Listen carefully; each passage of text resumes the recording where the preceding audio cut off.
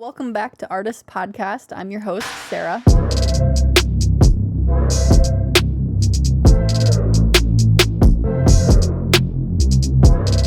So let's just jump right into the nonsense. I mentioned this in a past episode, and I feel like all I do is talk about cats. But there's a neighborhood cat that is kind of long-haired, gray, and its fur looks really matted, and so we're thinking it might be a stray. And it comes by regularly.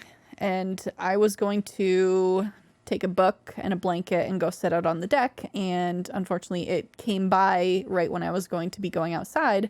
And so I was like, oh, maybe I can sneak past it and whatnot. But as I opened the door and went to go out, Dwight took off. So he chased the cat. And this was dark. It was dark out. It was nighttime. So he ran out the door after the cat, chased it out through our fence, because our fence is still has not been repaired yet, across the road, and just stopped there. And I threw my stuff down and ran after him.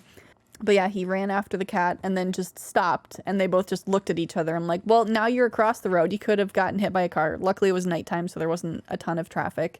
But I'm just like, what was your game plan here, buddy? Because you just scared the shit out of everyone. And yeah, ran across the road, chased the cat.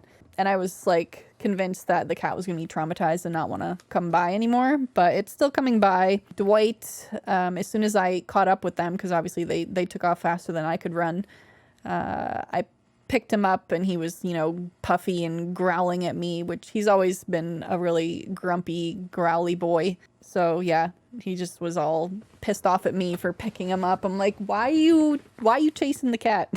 This is no benefit. And you just stopped and stared at each other. I'm like, why did you do that? So that's my nonsense for this episode. And I'd love to know, because I don't think I've asked yet, like, if you guys have nonsense, like what's happened to you this week or this month or, today. Because I feel like not a day goes by that there's not some sort of nonsense in our lives. And it's just, I don't know, if you just focus on the negative part of things, like, it's scary to think that Dwight could have gotten hit by a car, and that would be really sad. But focusing on the more, like, comical part of it, you're just being a cat chasing, and then you guys just stopped and stared at each other like, what was all that for? So anyway, what nonsense do you have? I'd love to know what kind of nonsense you have going on in your life. Let's laugh at our nonsense so that we do not cry. So I've been thinking about the podcast and what kind of format I want to have. I know people have, recurring segments or interviews, and, every podcast takes its own form. And so I'm kind of still early on in my podcast journey, and I wanted to introduce a new segment and see what you guys think about it, if I should continue doing it. And kind of bringing in more of the health and dietetics, nutrition element. And this new segment, we're doing a test run of it, we'll see how it goes, is called Simpleton Sally Strikes Again. So I came up with this idea years ago for a blog. It was going to be called Simpleton Sally, but it was going to be a commentary on current events. So like, it's kind of like the Florida Man thing. I was going to create this character called Simpleton Sally. It wasn't a very focused idea. Like, I didn't have a particular niche that I was focused on. I was just like, oh, it'll be like whatever's in the news kind of thing. But that felt like a lot of work. So I ended up not doing it, but it's always been kind of in the back of my mind. Like, Simpleton Sally just sounds like an amusing character to kind of create. Like, there's a little Simpleton Sally in all of us. So I've been thinking about it more lately, and I want it to be sort of a commentary on what we know. Like, we don't know what we don't know until we know it, if that makes sense. So we're all Simpleton Sallys at some point or another, because we're put on this earth. We don't have prior knowledge, and we just learn what we learn as we learn it. And sometimes we are very late in life learning something, and sometimes we never learn things. And so I wanted to bring Simpleton Sally into this podcast and have it be a sort of conversation about the things I used to think, or other people used to think, or things that people have said in the news, related to health and nutrition and kind of clarify the muddy waters of health and nutrition. So I also want to say that, to preface this, I don't intend this to be like a nasty commentary. I want it to be more of a like, haha, let's laugh at ourselves. Like, I used to think that was real dumb. Or, you know, if somebody says something in the news, like, not telling them they're a stupid idiot, but kind of like, yeah, that's a interesting way of thinking, but that's not actually how that works. I just want to kind of, like I said, preface that and just remind us to have a sense of humor. And yeah, I just think it's important to be able to laugh at ourselves. So to kind of show that you can trust me, I wanted to share my Simpleton Sally moments, the ones that I could think of, and hopefully you'll share yours with me. And if I decide to continue this segment, I want to maybe pull clips from things that YouTubers have said, or celebrities, or, you know, things that have happened in the news where we're just like, that's not science. That's not how that works.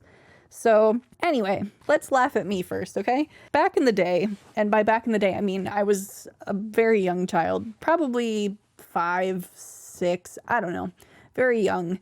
And this might be TMI, but we're dietitians here, hopefully. So I used to get constipated a lot as a child, which is, you know, a common thing with kids. And my brain thought that when I eat food, like my whole torso and body was basically not hollow, but it was just like organs weren't a thing. In my head, I didn't know about organs at the time. And then I'd hear, you know, my mom say, oh, you got a hollow leg, you know, where do you put that? Because I'm like always eating, and, you know, kids, they just scarf down food, and it's like, where do you put that? You got a hollow leg? And so I was like, oh, you're just hollow in there. Like, the concept didn't make sense to me. So I thought that when you ate food, it just kind of like disintegrated and then got dispersed to your body where it needed to go. And then like the waste material would reform into poop. And I thought me getting constipated was the poop trying to come out sideways. So that is my Simpleton Sally moment. That was, again, when I was very, very young. But obviously when we're kids, we think stupid things and we don't know a lot of things.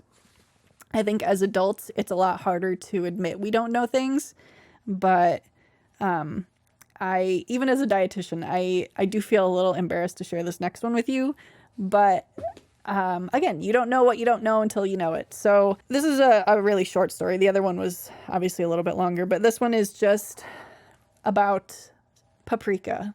I can't tell you how recently, but rather recently, I learned that paprika is not like, I thought paprika was something like turmeric root or ginger root, where it was like some sort of root and it was grated down like that. But paprika is actually like ground up peppers. Dried up, ground up red peppers. And I did not know that. I feel stupid. I don't know if I just never looked at a paprika jar before or what. I just always in my mind was just like, oh, it's something like turmeric root or like a ginger root. Yeah, so that was me being a simpleton. So yeah, what do you think about this segment? Should I keep doing it? I know that like one moment that comes to mind is, you know, I loved watching Jenna Marbles when she was on, and she had I don't know if it was one of her videos, or I think it was one of her videos where she was like baking cupcakes with her boyfriend, Julian. Julian like licked the spatula and he's like, oh, it's okay, the calories don't count. So yeah, like something silly like that. Obviously he was joking, but you know, there have been other moments where, simpleton moments of YouTubers cooking or not knowing something about food or nutrition, and I just think it would be a fun segment to keep going. I don't know that I'm satisfied with how I explained this segment, so like I said, I'm not here to make fun of anyone. It's more of like a learning opportunity and doing it with humor and kind of taking a moment to laugh at ourselves and seeing that there's, you know, always something that you can learn. And I think Sometimes people are afraid to ask questions because it's embarrassing that they don't know the answer to it. And going to Dr. Google is not always the best thing.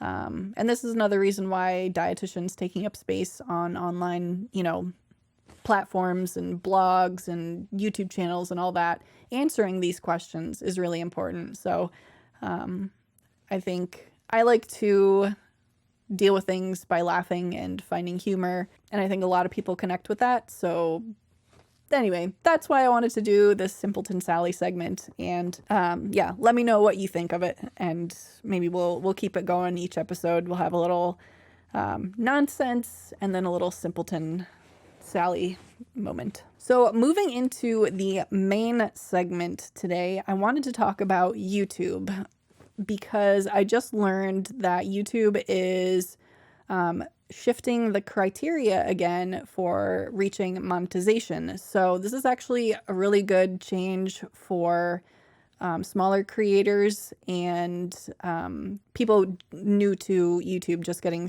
just starting out. Like, you don't have to, like, things are changing for the better for smaller creators. So I wanted to answer the question of, should you start a YouTube channel in 2023? And the short answer is yes, absolutely. If it's something you want to do, then yes, jump on it. Don't do it just to do it. Do it if you have a passion for it and if it makes sense. But yeah, it's really exciting news that YouTube is kind of lowering the requirements to access their monetization features. So again, even more incentive to start your channel if you haven't already. So previously, YouTube required you to have 1,000 subscribers and either 4,000 public watch hours in the past year or 10 million shorts views in the last 90 days. And shorts are the vertical short form video content. So again, previously, you needed 1,000 subscribers and either 4,000 watch hours or 10 million shorts views in the last 90 days.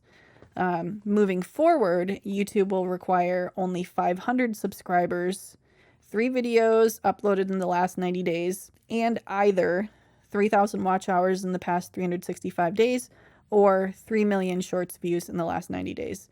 So again, going through that again, it's going from 1,000 subscribers to only 500 subscribers. So they're cutting that in half. They're adding a new requirement of needing 3 video uploads in the last 90 days and either 3,000 watch hours, down from 4,000 watch hours in the past year, 3 million shorts views, down from 10 million shorts views in the last 90 days. So the shorts views is a significant drop. The subscriber count is a significant drop. So if you're close to 500 subscribers, like, definitely make content, really focus on your analytics and get those watch hours up, so that way you can get monetized, because I think that's really exciting that you can start getting monetized a lot sooner. So I wanted to talk about the benefit of starting a YouTube channel for your business and why invest the time, energy, and resources into starting one now, and whether it's worth it in 2023. And like I said, I think it's definitely worth it in 2023, especially with the lowering of the requirements to start getting monetization. So let's go through some benefits of starting a YouTube channel. So it gives you the opportunity to connect with your audience. You can show your face, read and respond to comments, ask for suggestions, kind of have a back and forth about like what content they want to see, and providing an opportunity for your audience to connect with you further. It's also a great opportunity to grow your audience and increase your reach worldwide. YouTube is a huge platform, and as of 2023, there's well over 2 billion monthly active users on YouTube, and that's millions of people on YouTube per day. So definitely a huge opportunity to reach a ton of people on YouTube. You might be wondering, like, is it too saturated to stand out? From my personal opinion, and not based on any data, I don't think so. I do think health and wellness is a very prominent theme among many channels, but I think the number of dietitians and nutrition experts focusing on the like thousands of niches that you could possibly focus on, there's plenty of room. Like, if you wanted to start a channel that focuses on renal dietetics for women under 50, like, that could be your niche, and you're key market. Someone else could come along and focus on renal dietetics for Hispanic men over 50. I don't know. There's so many like different niches within each topic, and depending on who you work with currently or who you want to work with in the future, you can really cater a YouTube channel to be very specific. So when people are searching for information related to that, they'll find you. So you can really make yourself stand out as an expert in a particular niche, depending on what it is. Another benefit is that YouTube provides another way for your audience to find you. So YouTube is very much so a search engine. So you can get found for keywords, search terms. So if you're strategic and really focused with your content, it'll benefit you for years to come. People will, be able to search and find you. People create freebie lead magnets and, downloadable, digital downloads and that sort of thing to bring people into your funnel and, hopefully turn them into paying customers in some capacity. So providing free content on YouTube is a great way to kind of funnel people towards you and bring them into your circle. I also want to mention that if you have a podcast and you aren't putting it on YouTube, I want to ask why not? There are lots of ways to make your podcast visual if you're not currently filming it. So you can create graphics, you can create animations, you can create, something text-based. Get creative with it. If you don't want to show your face and you don't want to film, that's totally okay. There are, ways in Canva to make, it an interesting thing to look at, or you can just put a thumbnail image or something more elaborate with animations and that sort of thing. You can do that, or just start filming it, like film yourself on your phone. It's just another opportunity for people to find you, so why not? The other benefit to YouTube is obviously the income stream capacity. So the new lower criteria makes it easier for you to get monetized sooner. Not to say it won't be a struggle. YouTube is a long game and it can take some time to get to those levels. But again, moving that finish line closer, you get that incentive a little bit sooner. So let's talk about the different income streams that YouTube offers. So assuming you hit those thresholds and you apply for the program, you get in. The main way you can earn is through ads on your videos. So typically they're kind of low when you're first starting out, depending on your views and whatnot. But you can earn from the ads shown on your videos. I think there's also YouTube Premium. Some people choose to pay for YouTube Premium, so that way they don't have to watch ads. And then there's also ads in the shorts feeds as well, so you can earn that way. The other monetization options that you gain access to once you're approved to the YouTube Partner Program include fan-funded options such as memberships, which is similar to Patreon if you're familiar. There's you can set up different tiers, and depending on the tier, the member gets different perks at each tier. So when I say fan-funded, I mean the viewer can pay you directly. So through the membership, they are paying for your membership, as opposed to AdSense where a company or a business is paying YouTube to advertise on their platform, and those ads get played before or during or after your video, and you get a percentage of that. So the viewer doesn't pay you anything directly. It's all through AdSense. Fan-funded options are the memberships, and then these things called supers. So there's super chats, super thanks, and a couple other options. So they are basically one-time payments from fans directly to you. So if you're doing a live stream, for example, a fan can send you a dollar amount, whatever they choose, to have their comment highlighted within the live stream chat, and it helps it stand out. And you can also see all the people who have sent you super chats. I kind of think of those things as tipping a creator. So if you're walking down the street and you see a street performer and they've got their guitar case open, and you throw a couple bucks in, I think of, super chats as like that. It's I appreciate your content and I'm throwing you a couple bucks. And again, memberships is a more longer term thing. So if you're I'm really getting a lot of benefit from this channel, I'm going to subscribe to them so that way I can get even more content or perks or whatever. And support them that way. The other monetization option within YouTube is YouTube Shopping, where you can share products across your channel from your store. So if you've watched a YouTube video and you see below the video, there's like a little shop option. There's like t-shirts or, whatever products that the creator has.